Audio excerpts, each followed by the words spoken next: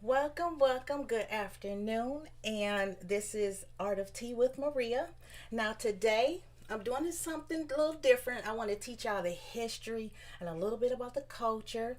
Then I'm going to go ahead and actually tell you about the six different types of leaves when it comes down to brewing tea. And then the health benefits that comes along. And of course, you see, I have some tea right here. So this is going to be so relaxing. I hope y'all have y'all tea ready to get educated and learn some new things about tea, especially how to properly enjoy drinking tea. Okay, so first thing first is the history. Now, if anyone's seen the last show, the first show that I did, I said something about the Emperor Shang Nong. Now, Shang Nong, like I said, he was in his kingdom walking in the garden with his servant, and he really believed in boiling the water before tea was even thought of. He wanted all his people to drink boiling water, so that's why he was out in the garden, and that's why he was boiling water. He felt like it purified the water. So some leaves from a wild tree, kind of fell in, and that was the first evidence of infusion. Okay, so when he smelt the aroma of tea, it was very pleasurable for him. So he went ahead and he took a drink and he found it refreshing. Now, something I did not know, which of course I have to do research about everything. So when he felt this feeling of warmth throughout his body, he actually named the tea Chaha. If I'm saying this correctly, it's CH and then a little space and then A, Chaha.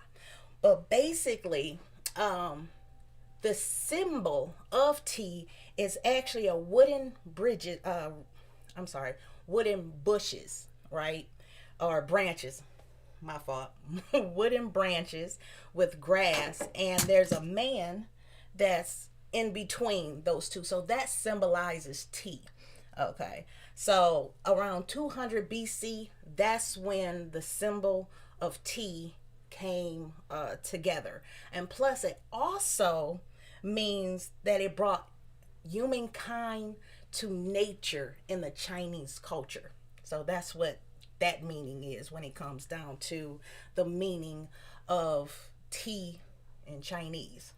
Two branches, leaves, and a man standing right in between. Okay, so it didn't take off immediately because, of course, it's 2732 BCB, when he learned about this infusion. So when it started to grow rapidly in China was through the 4th and the 8th century. That's when it actually started picking up and everybody started drinking tea. Now, not only for pleasure, but also for refreshments. Okay. Now, when it comes down to the plantations, oh, of course, like in America, cotton plantations was everywhere. So tea plantations spread throughout China.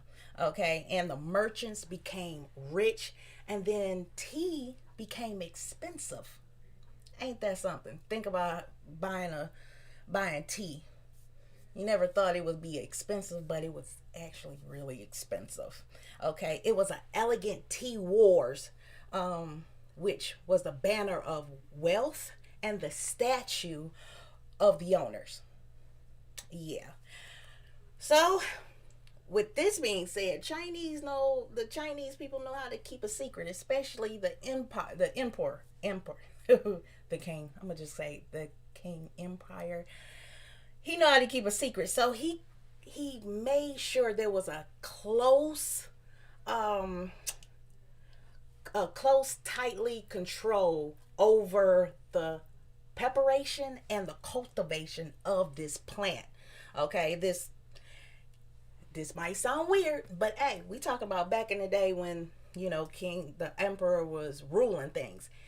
He literally let young women pick the tea leaves, and they could not eat or drink any spices that were robust, like onions, garlic, any spices that would seep out of their pores while they're handling the tea leaves because it's delicate. Yeah, they could not eat none of that at all. So he was very particular on how the tea leaves were being handled. Okay, so mm. Oh, and let me say one thing about tea. I did it the Western way. There's actually two ways of brewing. Okay, I'm gonna get into that in a next week about actually brewing the tea leaves. But there's an aroma that when you start getting more involved in tea leaves and brewing, it's the smell, the aroma. Like this tea that I'm drinking now, is wonderful. It has a sweet, like rose smell, a little bit of honey, um, almost like a barky, almost barky or woody, wooden type taste. But it's so soothing. The aroma, once you get more knowledge of your smell, like the taste will be more intense, but the smell makes everything about tea. Mm. And that's good tea. Now, if you want to know exactly what I'm drinking, go to the first show. There's a little hint of what I'm drinking right now. I can't I can't kind of promote it right now, but we'll see what's going on. What Once I get her to sponsor me, you can exactly know what the tea that I'm drinking. And it's perfect for Valentine's Day because it has that rose aroma. It's very romantic. Like I will see drinking this in front of, like a fire, something after, a little dessert, and you just want to relax and just wind down. That would be perfect, especially on Valentine's Day, because it has the taste and the smell and the aroma of roses and some other wild stuff, and a sweetness and a earthy type taste. So yes, watch the first show to see what I'm drinking. So back to um tea, the history. So black tea. Now, in the 17th century, okay, Chinese only drank green tea, okay, and foreign trades was increasing. So they had to find out a new way to import these leaves, right? So they develop a special fermentation process, which it became black tea. It became black tea because the flavor was still there. It was more flavor, and the aroma of the tea was immense. So it was better to transport during your long journeys to other countries. So they basically preserved. That's the first the first method of preserving the tea leaves for travel or import. Okay, so let's say tea in the modern day. Okay, that's where we at right now. Which tea is the most important thing in the Chinese culture for thousands of years. When I say thousands of years, I'm talking about like it was before the Europeans, not Europeans, the Egyptians built the Great Pyramids that far back. Okay, it was before the Europeans left the Dark Ages. That's that's a long time way back. Okay, so the importance and the popularity of tea in China and the countries around China is basically telling them the symbol. It symbolizes China. It's the history, the religion, and the culture. Okay, so yeah, it's very interesting how they kept it a secret. And not only that, what I also learned, the Emperor Shang Nong healed a lot of his people with tea, from fatigue and stress. So it's a rich story in the Chinese culture when it comes down to tea. Okay, so bringing it on forward, there's students, and if anyone watch, like watching Chinese movies, there's a movie called The Memoirs of a Geisha. Now I feel like this little paragraph that I'm pretty much gonna say, or this statement, it's it is relative to the geishas. They learn about the ceremonial way of tea, of serving tea and drinking tea. There are actually selective students. They actually go to school for tea. Selective students is very exceptional institute, and the highest level students are required to learn how to play a traditional instrument, okay, and perform tea ceremonies. Also learn foreign language. They learn foreign language so they can entertain people from all over the world. Then they also have to distinguish between 1,000 different teas, a type of Chinese teas, and only there's like 75, fewer than 75, will ever get awarded the tea art certificate for tea. It's something super serious to the Chinese. They love this tea. They even have a amusement park, like Disney. It's not like Disney World, but it's the equivalent of Disneyland. They have a museum, and all they talk about is tea. It honors the tea drinking tradition. Now, I would love to go to see that, just to experience the whole history right there about tea, right there. And that we'll see. Maybe on my YouTube channel, I actually, once everything calms down with the coronavirus, maybe I can travel there and get some tea leaves and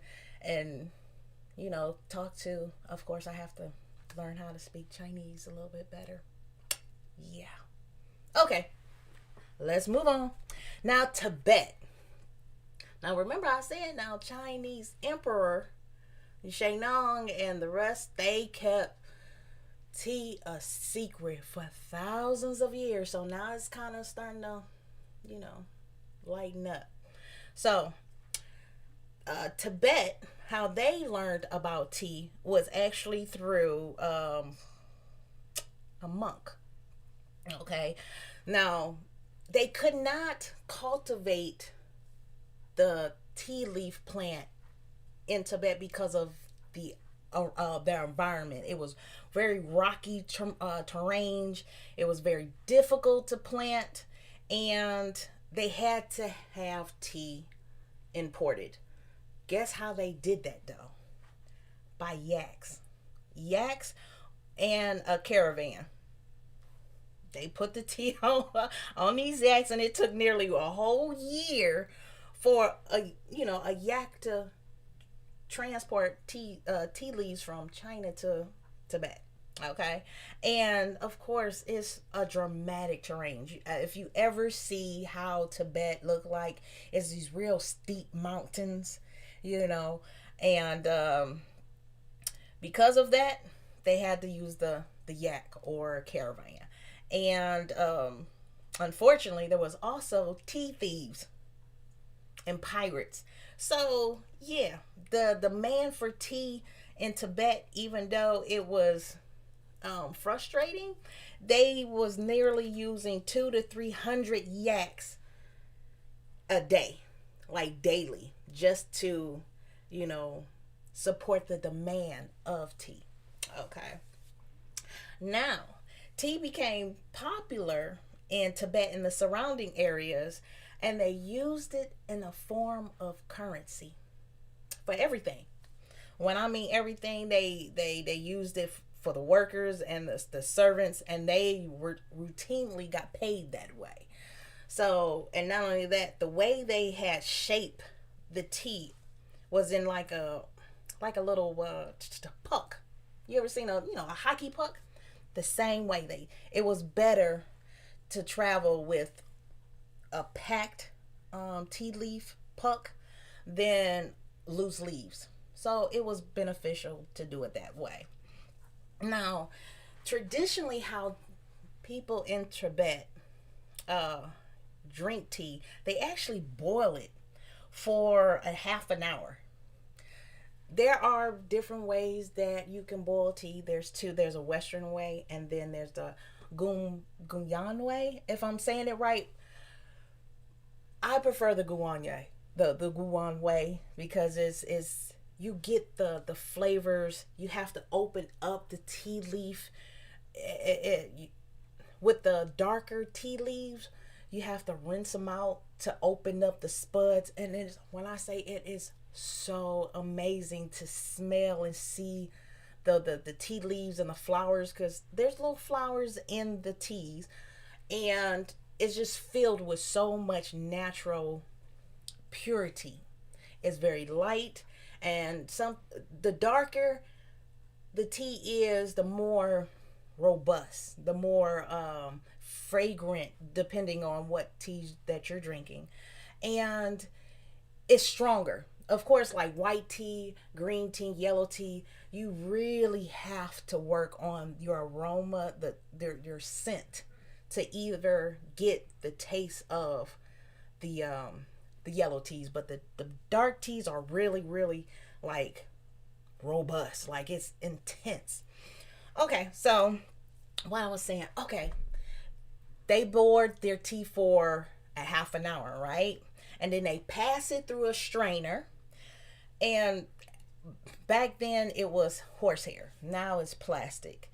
And what they used to do is use yak butter and salt and put it in their tea. The reason why they do that is because of their environment. They lose a lot of salt and fat while living in a high altitude, in the mountains, like the Himalayan mountains. We all know about the Himalayan mountains. Yeah, it's a lot going on there.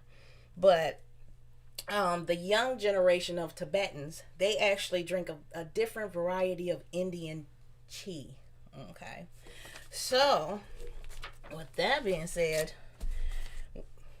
when it comes down to drinking tea in Tibet, they have a motto here. And I love the motto, but you're going to find yourself drinking tea all day. So, per person consumption of about 40 cups or more. So, what their tea etiquette, there's no guest should go without tea, and his or her cup can never be empty. So that's their traditional ways of you're drinking tea all day. Okay. When I say all day, that's morning, noon, and night. You're drinking tea. When you're in Tibet, well, if you decide to drink that, it's all of a choice. But I'm going to take a little break here and let you know where you're watching. You're watching WJZZ, the coolest station in the world, baby. So that means you can find us on Facebook, YouTube, Twitch, and Periscope. So go ahead and like and share, subscribe, of course, and we're going to get back to the history. Okay? I just love this tea right here. This tea is awesome. Of course, I know you're probably wondering why I'm missing a cup. It's just me, but this is my tea kettle set. It has a strainer in the inside. Now, of course, I would love to, show you how I make tea, but it would be kind of messy, and I don't want my manager to kill me. No, I don't want. And now, when it comes down to brewing leaves, tea leaves, you can get more than one infusion when you do it in the Bang Yahweh. You get more infusions. When I mean infusions, like this is, a basic cup for, actually, that's like a half a big pot. I'm gonna say half because I didn't brew a big pot because I'm just by myself. But it has a strainer in the inside, so the leaves. I don't know. I can't show you that. So the leaves is being strained. Once you all drunk your tea, right? You can actually put more water, and it would take the taste will be even more intense because each fusion, it brings out the flavor more and more. And that's why a lot of people, especially in the Chinese culture, drink tea all day because they use a lot of leaves, less water, less time brewing, like 2 3 seconds, 5 seconds. For dark teas it's like 10 seconds. So brewing is very, very quickly, and it just give out every infusion. You can drink tea all day. It's very stimulating to the body. You know what I'm saying? So, okay, let me get back. Now we going to Japan history. Okay, in the early ninth century, Japan visitors was coming to China, and it was introduced. It was introduced actually by a monk.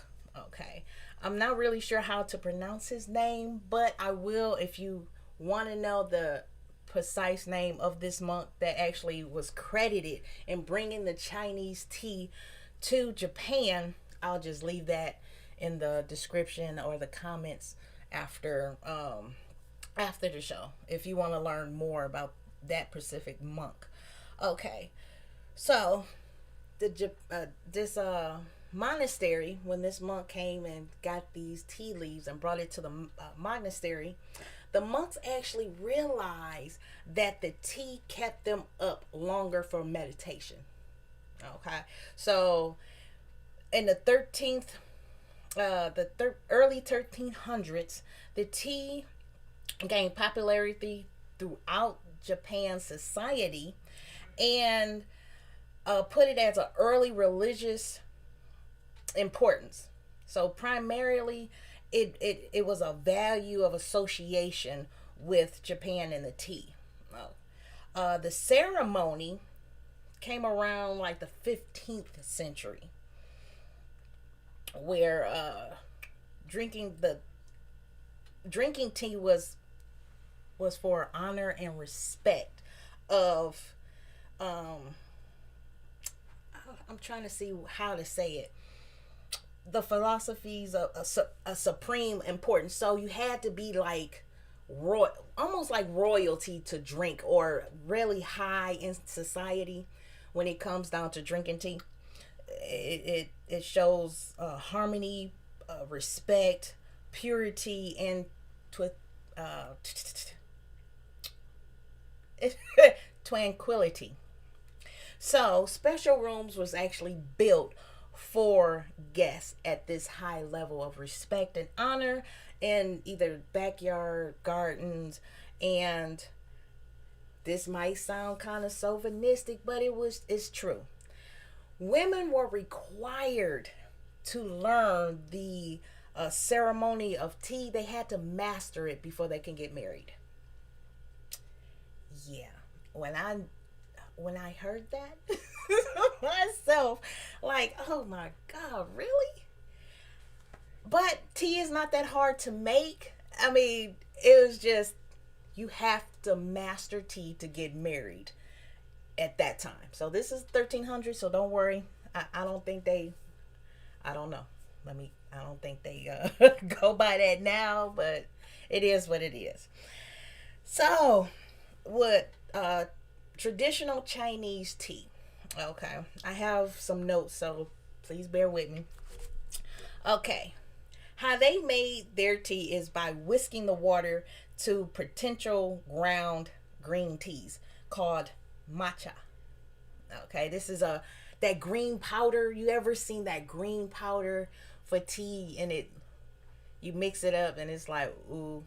And another movie that you can actually watch to see this ceremony, Karate Kid Part 2. You want Mr. Miyagi? That's how you know my age is showing. Mr. Miyagi went to Okinawa, and he was reunited with his love, and they had that scene where she was making tea and she was so elegant with it, and it was the green tea, and she turned, the little the cup towards him so he can drink, and then he turned it again and gave it to her to drink. Oh my god, so romantic. But if you want an example of how that ceremony, there you go. So you have Memoirs of a Geisha, and you have Karate Kid Part 2 when Mr. Miyagi goes back to Okinawa. Examples. So let's see. Where am I at? So the taste of matcha is like a fresh green flavor, and they use the steeping method. Okay, so that's basically boiling it until it's ready for them. And they actually came up with this in the 1730s. So they was experimenting, and that's how they came up with how they steamed the leaves to stop fermentation. That's what they did. It made it greener. It gave them more flavor. Like, the whole thing about drinking tea is the flavor. Like, tasting mangoes and strawberries and bark, like the earthy makings of the plant. You got the it's so many different nutty creamy flavors, like hazelnut or pistachios. You taste that in the tea.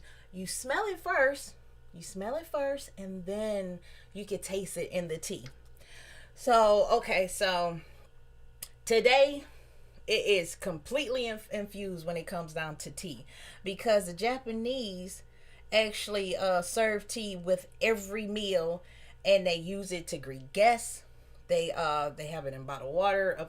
It's just like bottled water. They have bottled tea in the vending machines, and they even have green tea ice cream. Yeah, I don't know if I want to taste that, but I will experiment if I go actually there. Just, I don't know if they sell it here. Okay. But with that being said, Japan had limited land areas to grow tea. So they actually had to kind of curve on mountainsides. You can all Google this. If you Google tea lands, you will actually see like tea fields on the side of the mountains. It looks like stairs, like green grassy stairs. Tea leaves. Okay. Japanese plantations use many specialized machinery. It's not like Chinese tea, where they actually do it by hand and they roll and they prepare it, which I will, that's all. I'm gonna get to that about the different leaves, because all the different leaves, when it comes down to white, green, yellow, oolong tea, dark tea, red tea, actually it's red tea and then dark tea, but they all have a different way of processing. Okay, so that process of the different leaves gives you a different taste, a different style, different earthly, creamy sensation, and it has a lot of health benefits. A lot of health benefits. Okay, so it's not like the hand process, like I said, that spread through China, but they engineered the tea to taste even greener and more potent, and less. It doesn't have any sugar, so not sugar, natural sugars or the natural sweetness that's already in the teas, it has less than that, but is It's more potent. So you get a lot of that, you know, earthy, natural taste. Now we're gonna talk about the how the Russians got tea. And this might be a little annoying, but hey. So in 1618, the Chinese presented tea to uh, Tsar Alex of Russia. Okay, a camel caravan.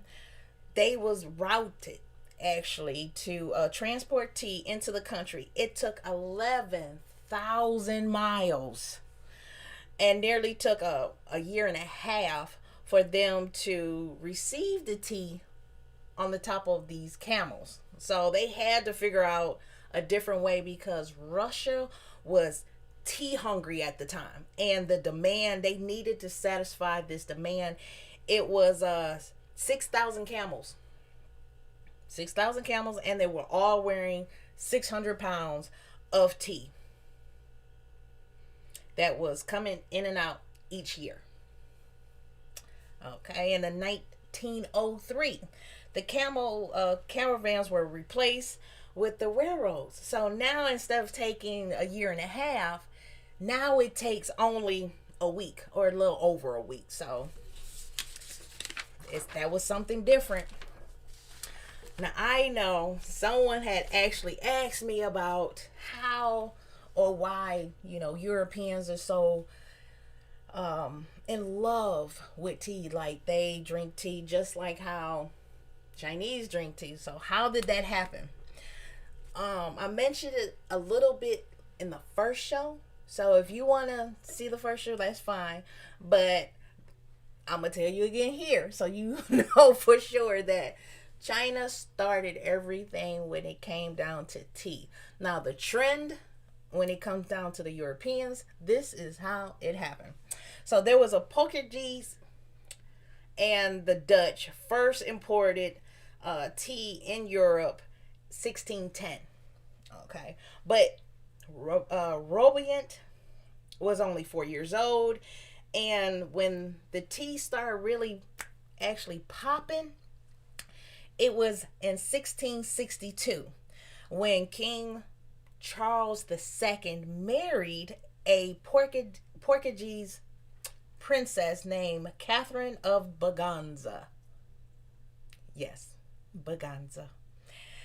So, since this new British queen had always loved tea, when she was coming over to be with her husband, King of England, she brought over a whole not basket. I'm not gonna say basket because it was more like a chest of all these different teas that she loved, and she brought it with her along with her wealth. Okay, and then she started serving tea to the friends of her court, and then once she did that, that's when the word of an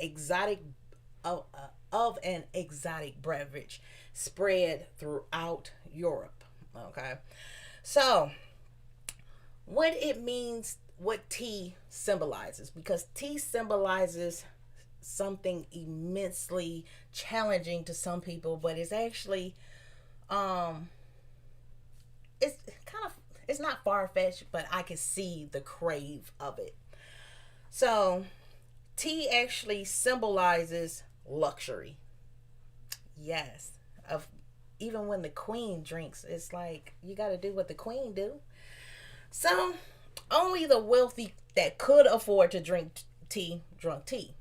And the least expensive pounds of tea that was available cost to like the average, laborer of about a month of wages. They will actually get the less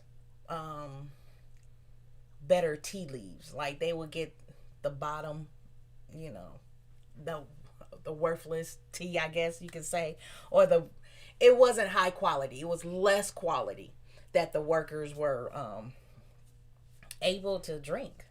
So the lofty tea prices made tea high and fashionable for the elite. Okay, so the ability to serve and drink tea showed that you had elegance, you had skill, and a social status that indicated that you were breeded good. I don't know why they use breeded good or good breeding, but yes, you had a good upbringing, you was raised right, and you had intellect. That's what tea symbolized.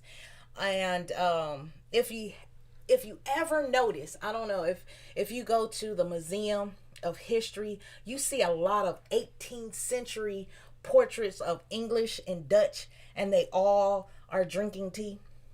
That's why they are showing that they have uh, intellect, and they are high society members. They're up there with the kings and all the important people. So that's the symbolization of tea. You're elegant. You have intellect. You was raised right. Okay, so the afternoon tea. What did the afternoon tea meant to the British? Well, it was a lady that was named Anne. Okay, and she was the seventh Duchess of Bedford, and she used to complain about the long gaps between breakfast, like a light breakfast and an evening meal, and uh, because she was always, of course, craving something to eat, she would, make a pot of tea and a light refreshment like cucumber sandwich. I don't eat cucumber sandwiches. I'm just saying this is what this lady presented. She had it, nice little, uh, nice little desserts, very light, very sweet, and she also kind of, had a afternoon tea. So she actually began inviting friends, and in the afternoon to talk and spend time with them and have some tea and a nice little light lunch. Now, high tea is actually for the men. Okay, so high tea time is more in the 19th century for the working class. It's around like 6 o'clock, and it was actually served with a meal, like a full meal with meat, fish, bread, cheese, little cakes. So high time was more for the men meals, and afternoon tea was more for the ladies having social time. So let me let you know, I'm going to take a little break here and let you know that you are watching WJZZ TV, the coolest station in the world. Go ahead and follow us on Facebook, YouTube, Twitch, and Periscope. Okay? Woo!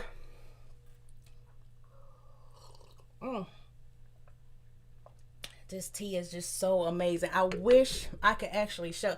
I will honestly, it's in the mix, but I am putting a YouTube channel together where I can actually literally show you how to brew the tea right then and there.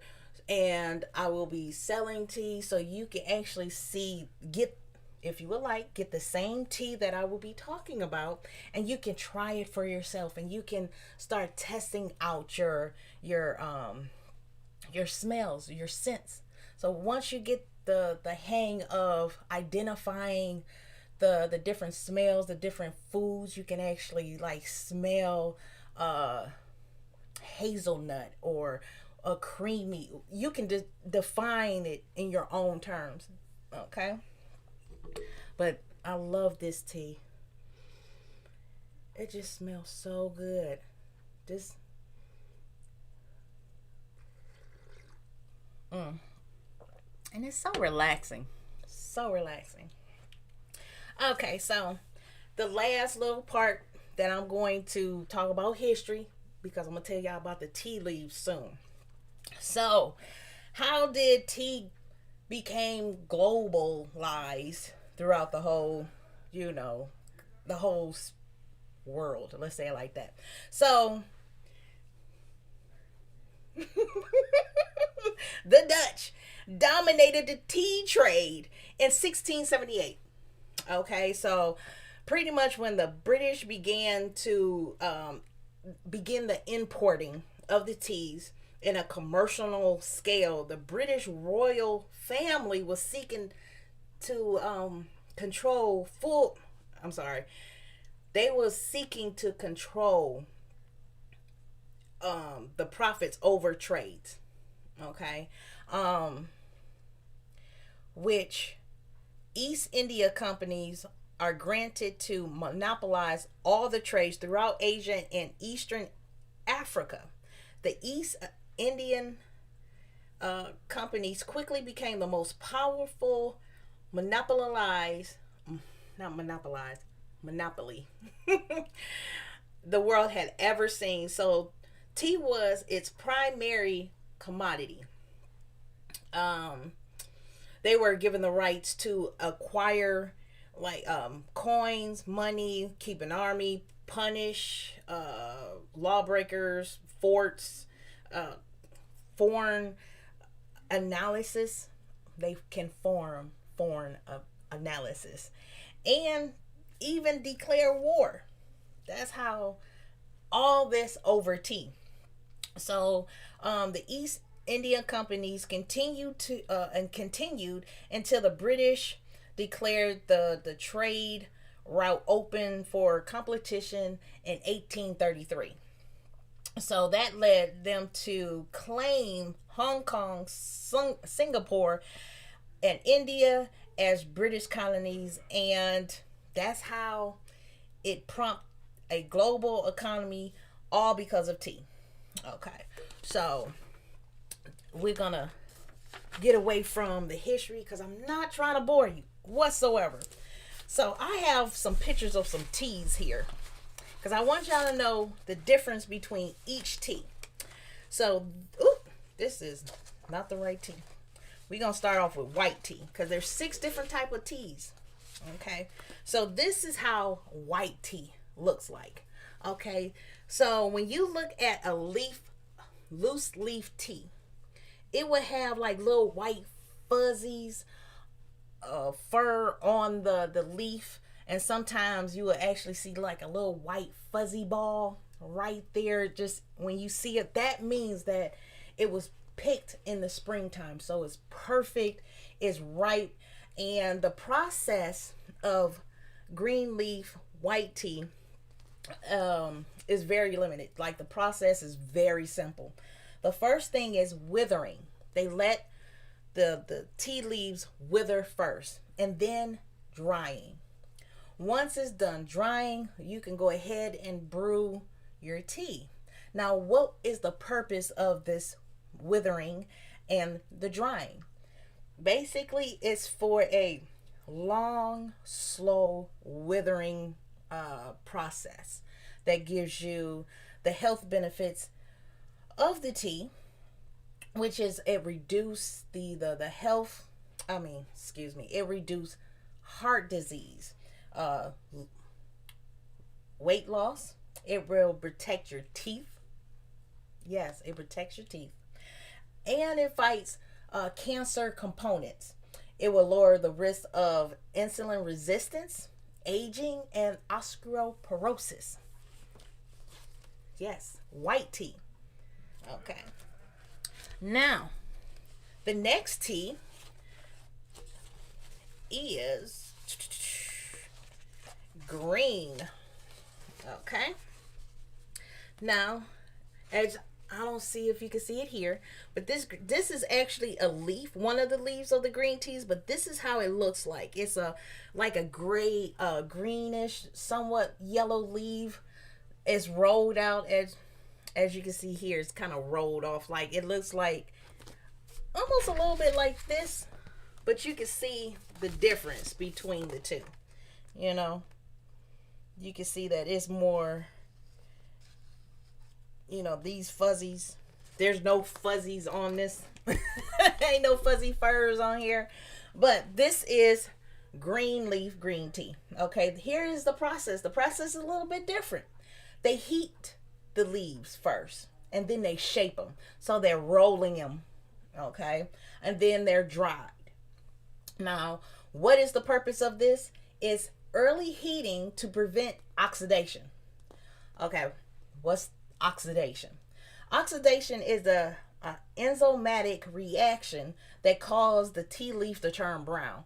So, for an example, if you take an apple, right, and you put it out in the air and the air hits it and it turns brown, that's the oxidation.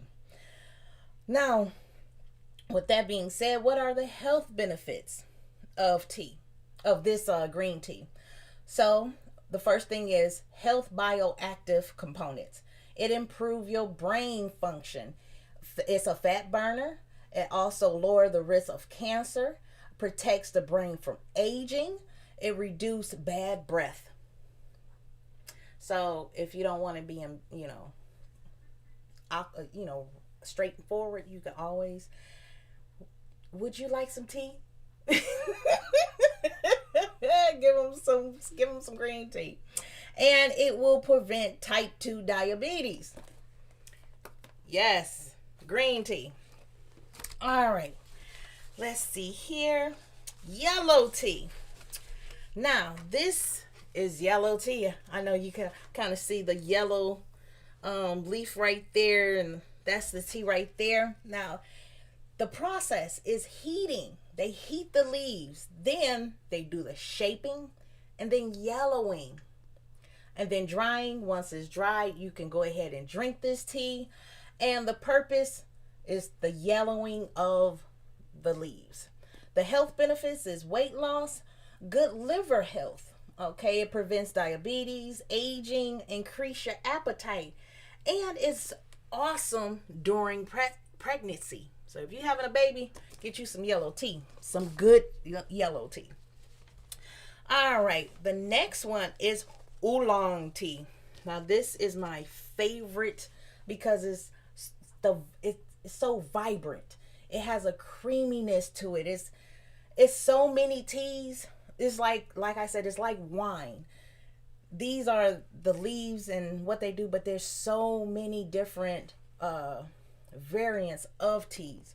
So the process of oolong tea is withering, oxidation. You got heating, shaping, drying, and roasting. Now the purpose of this is to slow, control oxidation through bruising and resting. And here are the health benefits. The health benefits is lowering blood pressure, improve sleep, weight loss, your digestive enzyme in your stomach, it helps you with that. Improve your gut microbiome, reduce risk of stroke, fight cancers, of course, a healthy heart, your brain, keep your brain young, cholesterol, your bone minerals, and your bone inside your bones, and it gives you improve your mood. Oolong tea, gotta try this. Got to. Now we're gonna go to black tea. Okay, we call it black tea because we just call it black tea, but the Chinese actually call this red tea because the liquor is like a reddish color. So the process to black tea is the withering, rolling, the oxidation, shaping, and then the drying. And the purpose of this is to completely the complete oxidation of the leaves. Okay, I'm gonna get into the health benefits later because it is more. I would rather not rush through those because it's a lot. And here is the dark tea. We Chinese people call it black tea. The process is heating, shaping, fermentation, and fermentation means the darkening of the leaves. The purpose is to completely dry the leaves. Okay, and with that being said, those are the 6 different types of tea leaves, okay, and their health benefits. Now, when it comes down to drinking tea in our community, we have a high risk of high blood pressure, heart disease, strokes, and clogged arteries. So drinking those teas can prevent you from having those issues. Always go to your doctor. Please go to your doctor and ask them about drinking tea if you have any of those disorders. I mean, not disorders, but issues when it comes down to drinking tea. I went to the doctor today, and I've been drinking tea ever since this whole coronavirus happened, and I had high blood pressure before all of this started. And when I say today, when I went to the doctor, they said that my high blood pressure was no longer high. It was normal. It was good. So I was like, okay, you can take me off of those, high blood pressure pills, because I'm going to continue to drink my tea because I see it. I feel it. When you drink tea, it just gives you a sensation of warmth. And that reminds me, that's why it connected the Chinese to nature. The name of Chaha, remember I said earlier, Chaha, it means investigate in Chinese. Investigate, like the tea investigated my body. So that's what it does. It relaxes you, it calms you. You can drink it all day. And especially if you know what you're talking about, especially with tea. Oh my goodness. So, let's see. The oxidants. Okay. Something about tea. I got something here for you that you can, a quick little reminder. Green tea, black tea, white tea, oolong tea, and Peru tea are all the plants from Camellia caramellicis. That's the plant, the tea plant itself. And there are components like the antioxidants and the flavonoids, better known as ECGC. So what it does with this component that's in this in the oxidized or the flavonoid, it helps against free radicals that can contribute to cancer, heart disease, and clogged arteries. So that's a thing right there.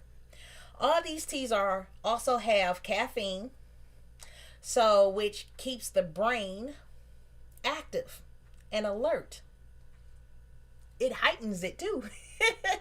Okay, so let's see here. Also, green tea helps with your bladder, breast, lung, stomach, pancreas.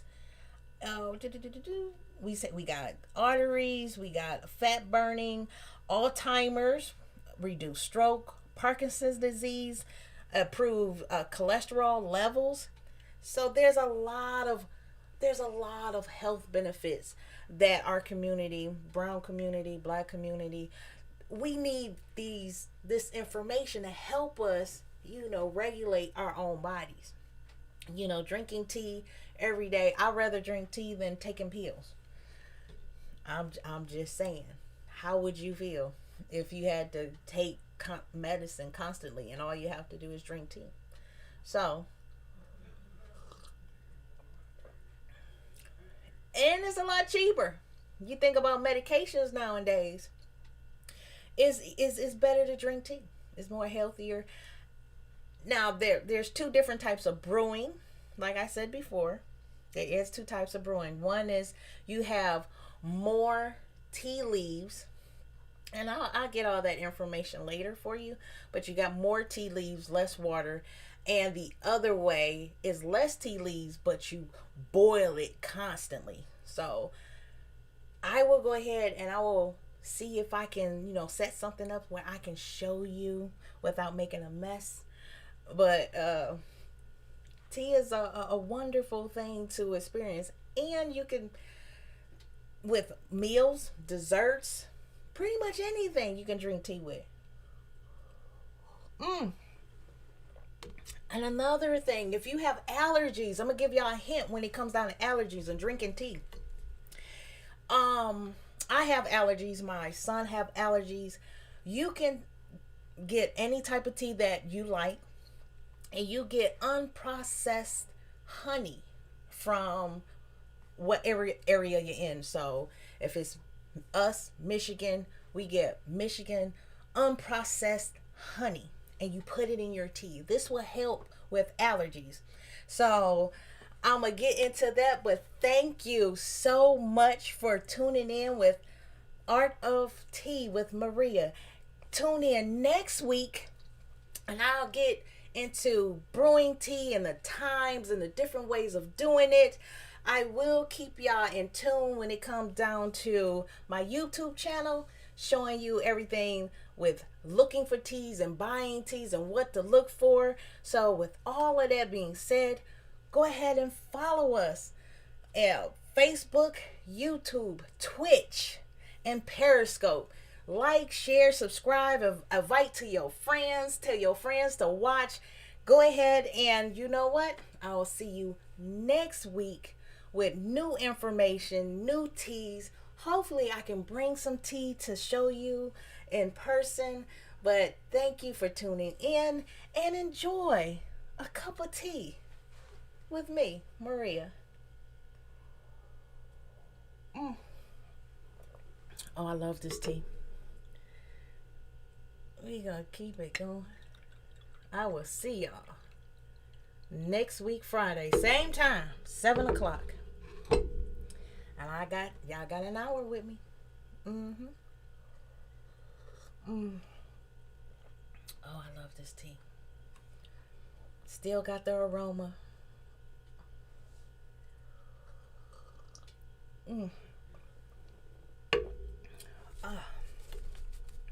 Yes.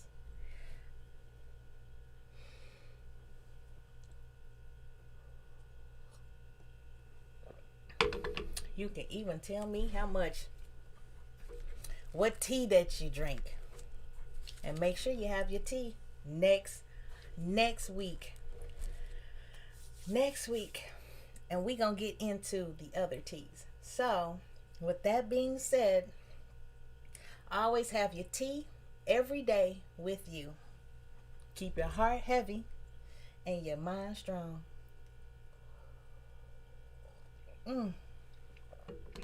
Until then, tea time is